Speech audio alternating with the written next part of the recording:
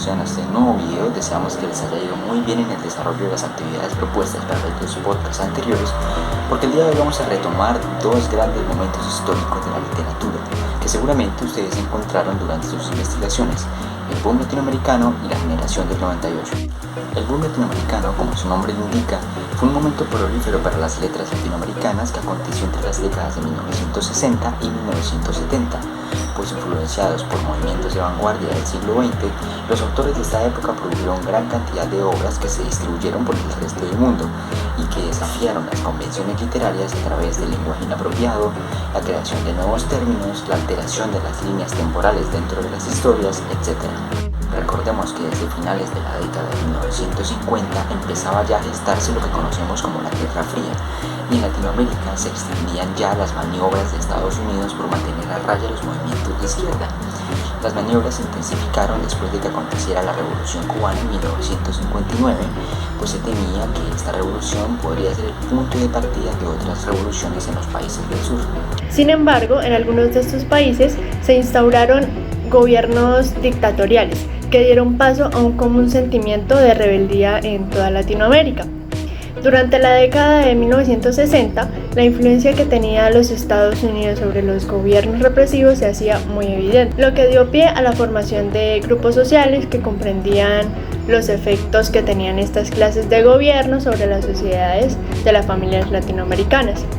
Algunos de sus autores son Gabriel García Márquez de Colombia, Julio Cortázar de Argentina, Jorge Amado de Brasil, Mario Vargas Llosa de Perú, Carlos Fuentes de Panamá y Juan Rulfo de México. Pasemos ahora al siguiente tema que nos compete, la generación del 98. Tras la derrota de España en la guerra hispano-estadounidense, el espíritu nacional tenía la necesidad de ser reconstruido. Fue este sentimiento de desesperanza lo que llevó a muchos escritores españoles a crear nuevos valores e ideas.